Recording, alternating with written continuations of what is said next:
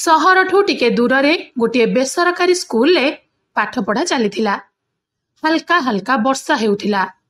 हठात जिलापालଙ୍କ गाड़ी आसी स्कूल गेट सामने अटकिला। जिलापाल और तांको गाड़ी को देखी स्कूल समस्ते चकित और भयभीत होई गले कि जिलापाल आज कहीं स्कूल को आसिले, एमिति के कारण थाई पारे। सेठु जिलापाल निजर नाली बत्ती गाड़ी ओह्लै सीधा प्रिंसिपाल ऑफिस आड़े मुहाइले। जिलापाल सहित तांको गार्ड भी थिले। प्रिंसिपाल ऑफिस रे पहुंचीबा परे प्रिंसिपाल को जने शिक्षक विषय पचारिबा को लागिले।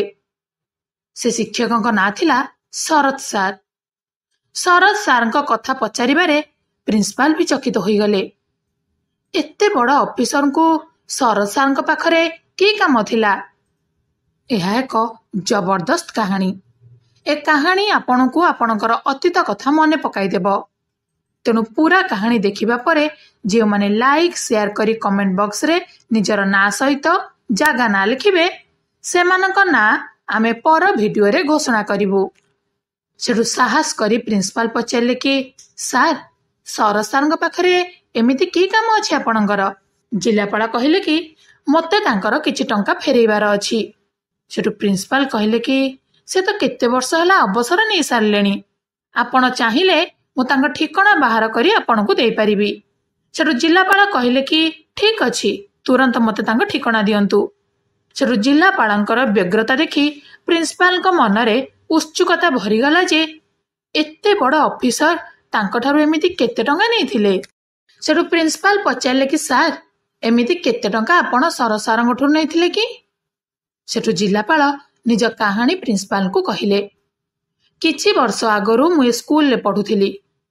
दिने शरद सार समस्त गोटे प्रश्न पचारिले।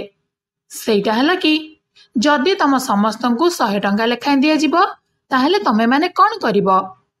समस्ते अलग अलग उत्तर देले।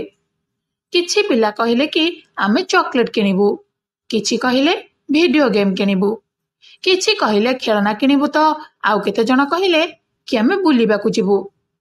जेतेबेले मो पाଳି आसिला मु कहिली कि मु मो मां पई चश्मा किनिबी, कारण से लोकमानकर कपड़ा सिलाई करंती। आ सिलाई करिबा बेले जेतेबेले छुंची रे सूता जोड़ंती सेतेबेले तांका अंगूठी रे छुंची फोड़ी होई जाए। एक कथा सुनिबा परे शरद सार निज चेयर उठी मो पाखक आसिले। आउ पचारले, पुओ तो मां को पई चश्मा तो बापा आनी देबे, तत्ते कण 100 टंका रे चॉकलेट कि आउ किछि खाइबा को इच्छा होनी। सेठु से कहिले कि मो बापा मृत्यु तो केबेठु होई जाइछि, मो मां तो मते कपड़ा सिलाई करिकि पाठ पढ़ौछि, ता आखि को ठीक रे दिसुनी। जदि ता पई चश्मा होई जिवो ताले छुंची और ता अंगूठी रे गळिबनी। सुनी कि शरद सार इमोशनल होई गले। आउ मते कुंढेई पकेले। कहले, पुओ तू दिने सफल निश्चय हेबु। सेठु से 100 टंका देले।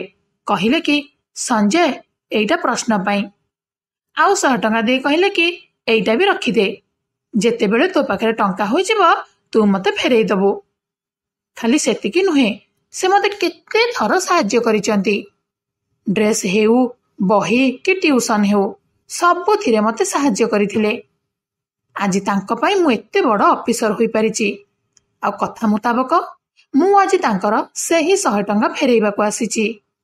सुनिकी प्रिंसिपाल को आखिरु लुह पळै आसिला। से किछि समय पाई भावुक होई गले। सेठु आ विलंब न करी प्रिंसिपाल शरद सार ठिकाना काढिकी जिलापाल को देई देले। जिलापाल से ठिकाना नहीं तुरंत शरद सार को देखा करबा को बाहरी गले। किछि समय परे से सेही जगह रे पहुंची गले।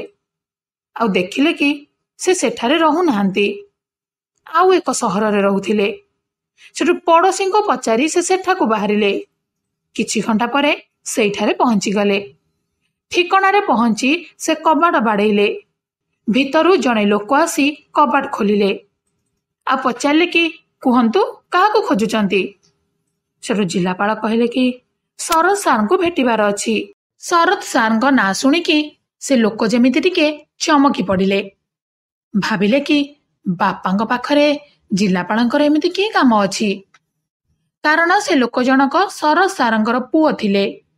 आउ से ଜମା ବି ଭଲ ସ୍ୱଭାବର ନଥିଲେ।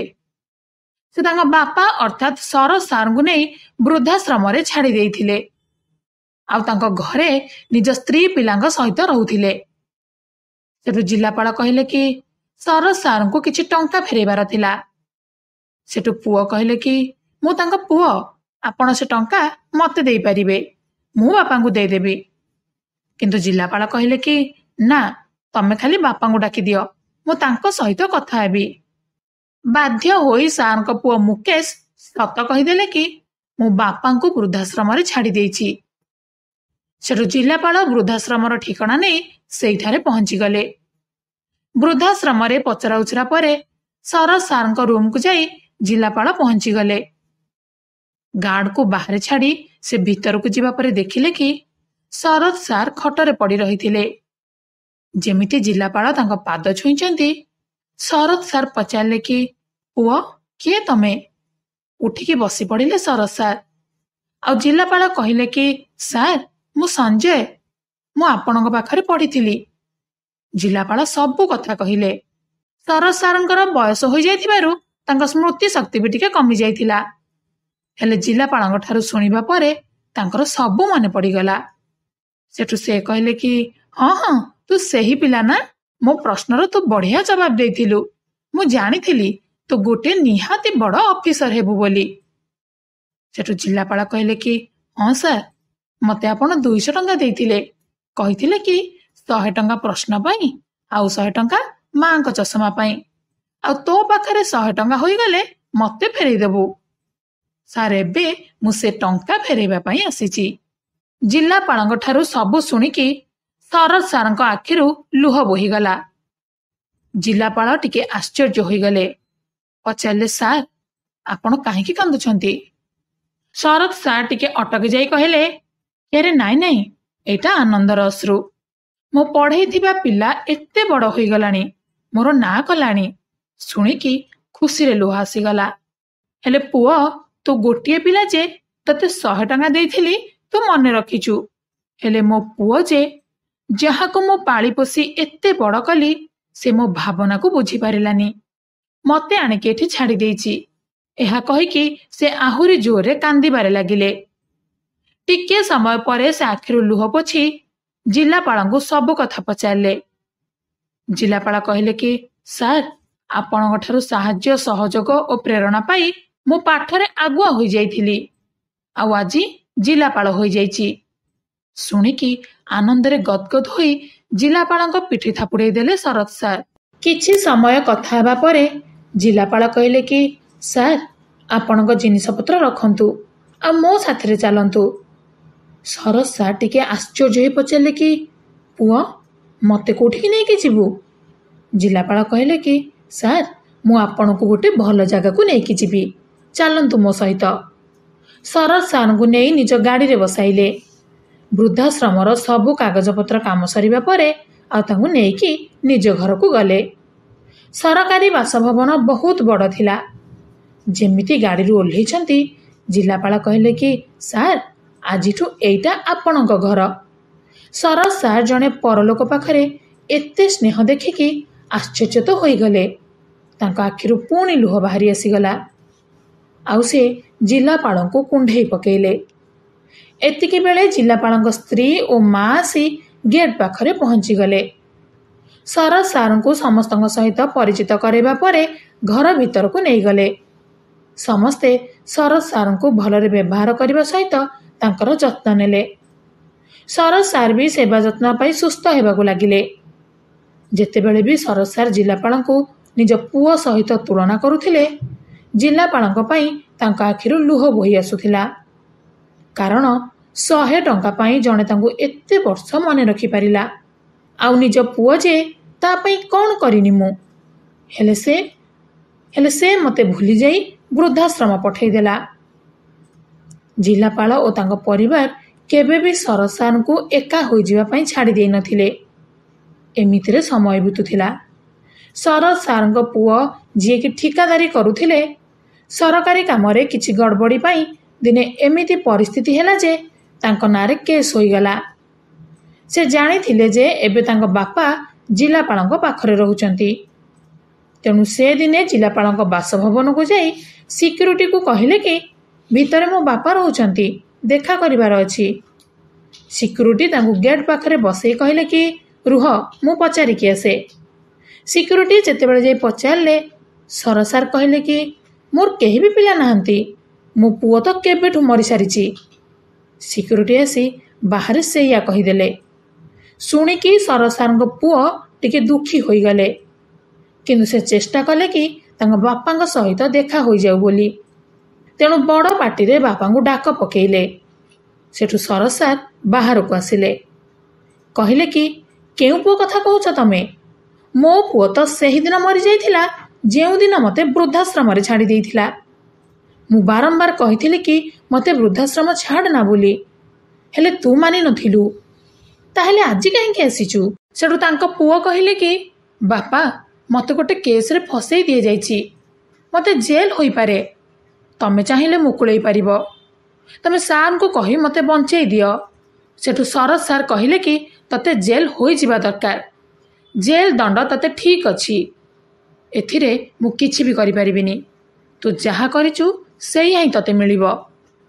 सेठु सरस सार सिक्यूरिटी को कहि तांको पुओ को धक्का मारी सेठारु बाहर करदेले। सेठु से सेठारु पळेइले। संध्यारे जेतेबेले जिलापाल घर को आसिले तांको परिवार लोक सब कथा कहिले। जिलापाल निजे अनुभव कले कि सरस सारंग मनरे तांको पुओ पाई क्षोभ रहिछि। किछि दिन परे जिलापाल निजे से फाइल मगेले आ तदंत पाई पठेइले। तदंत परे सरस सारंग पुओ को फसई दिए जाइछि बोली जणा पड़िला।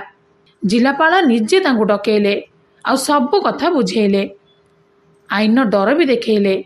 शेषरे से बुझीगले कि बापा को वृद्धाश्रम रे छाड़ी भूल करिछि बोली। तेणु से सरस सारंग पाखक जाई निजर भूल स्वीकार कले, गोड़ धरी क्षमा मागिले।